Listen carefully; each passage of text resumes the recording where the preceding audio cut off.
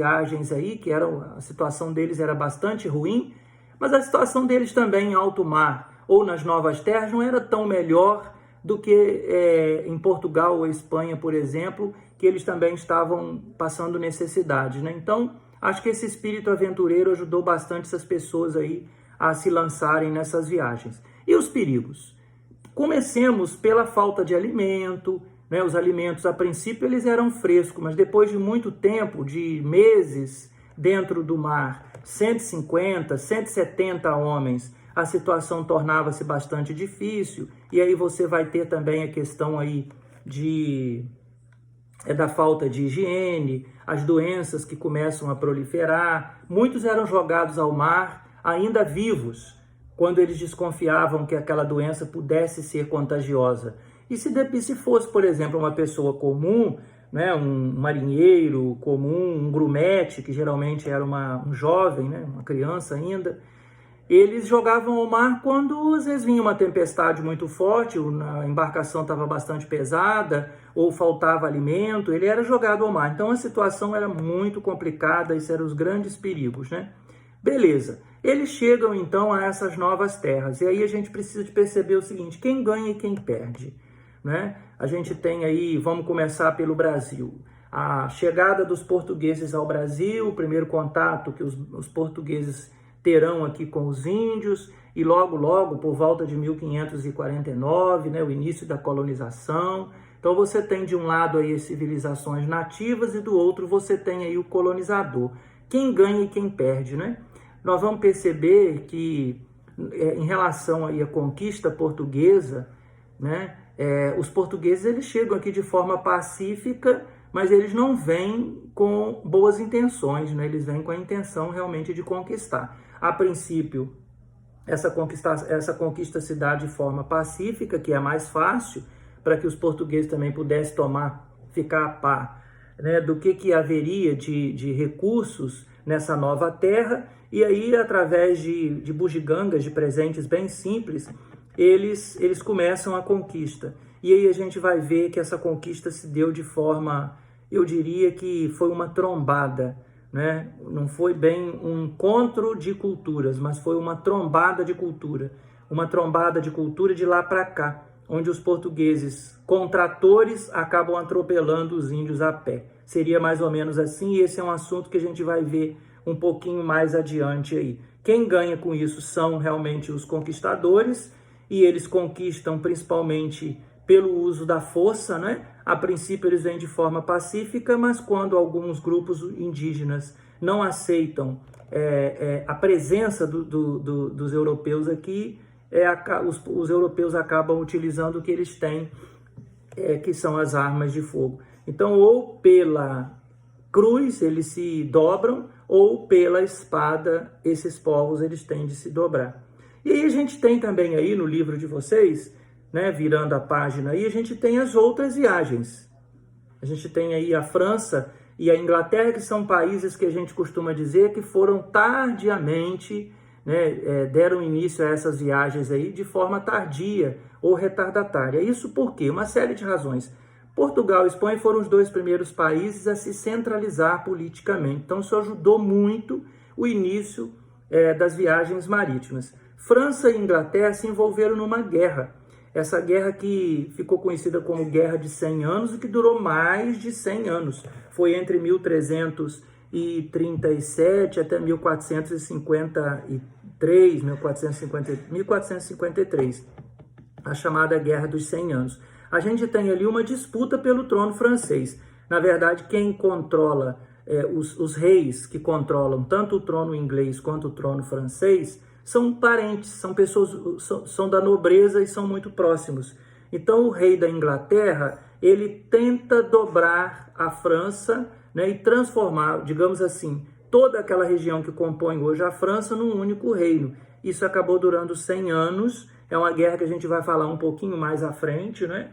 Mas que foi uma disputa pelo trono francês entre a Inglaterra e a França. E isso retardou o processo de centralização política e, consequentemente, a entrada deles nas grandes viagens marítimas. O que isso diz em relação as conquistas? Que eles, como chegaram mais tarde, eles vão pegar as terras, digamos assim, menos importantes, né? Então a solução seria roubar, né? A gente vai perceber aí que tanto os ingleses quanto os franceses, eles vão se envolver nas conquistas portuguesas e nas conquistas espanholas. Vocês vão perceber os ingleses principalmente através de ato de pirataria, né? A pirataria, esses filmes que a gente assiste aí que são muito engraçados, né? Não tem, de fato, eles são uma ficção, mas é baseado também na pirataria que os ingleses vão realizar, que significa roubar, né? Principalmente dos espanhóis aí, as embarcações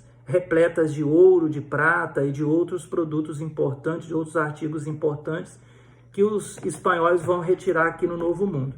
Nós vamos perceber também aqui no Brasil que os portugueses vão ter algum trabalho em relação a franceses, depois em relação a holandeses também, que são povos que vão dar início ao processo de expansão um pouco mais tarde, e que eles tentam, né, roubar essas terras. Os franceses, praticamente, junto com os portugueses, eles começam a tentar atos de retirada de produtos que fossem importantes aqui no continente americano e principalmente no Brasil. Então eles começam a invadir território. Por exemplo, os franceses, em 1555, eles fundam aqui um núcleo de povoamento que vai ser conhecido como França Antártica. Um pouco mais, aonde hoje é o Rio de Janeiro. Um pouco mais depois, lá no Nordeste, eles vão formar um núcleo de povoamento conhecido como França Equinocial. Então a gente vai ter tudo isso, essa tentativa de tomar terras e riquezas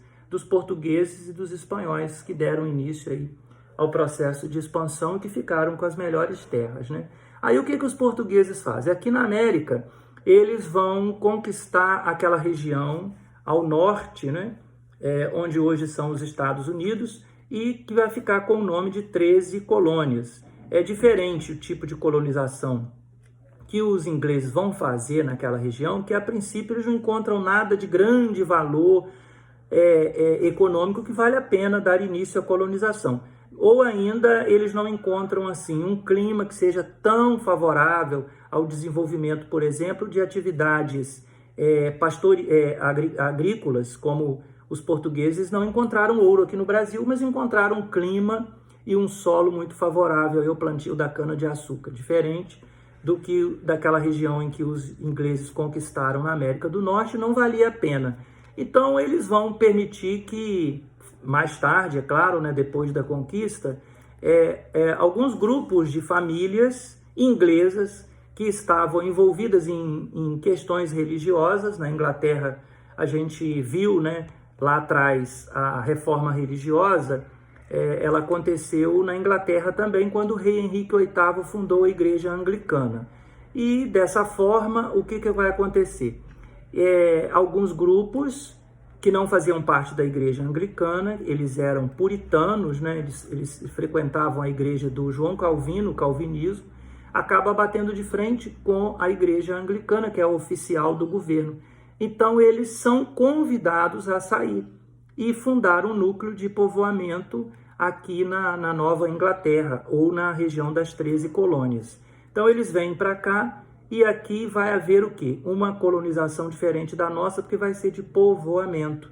Por isso, um dos fatores que ajudam a gente a entender o grau de desenvolvimento da América do Norte, né, onde hoje são os Estados Unidos e o Canadá, o grau de desenvolvimento deles diferente do nosso, porque eles foram colônia de povoamento, né? Mas, de qualquer maneira, a gente vai perceber que tanto entre os portugueses que conquistaram o Brasil e as civilizações, os povos que viviam aqui, sofreram, quanto na América do Norte vai haver também esse sofrimento, né? Esse choque de culturas, que é mais uma trombada, através das doenças, do uso da arma de fogo, através da escravização do nativo, tanto lá na América do Norte, que os ingleses conquistaram, quanto cá, nós vamos observar muito, né, dessas relações conflituosas aí com as civilizações nativas da região, tá bom? Então esse é o nosso assunto para hoje. esses novos países que se juntam aí a portugueses e espanhóis e que vão conquistando novas e novas terras. Anotem aí para mim, eu gostaria que para a semana que vem vocês realizassem as atividades do livro de vocês na página 82, 83, 84, 86, 89 e 95. São atividades simples. 82, 83, 84, 86, 89 e 95. E eu vou estar no horário da aula de vocês, tanto na quinta-feira quanto na sexta-feira, ligadão no privado para vocês tirarem dúvidas.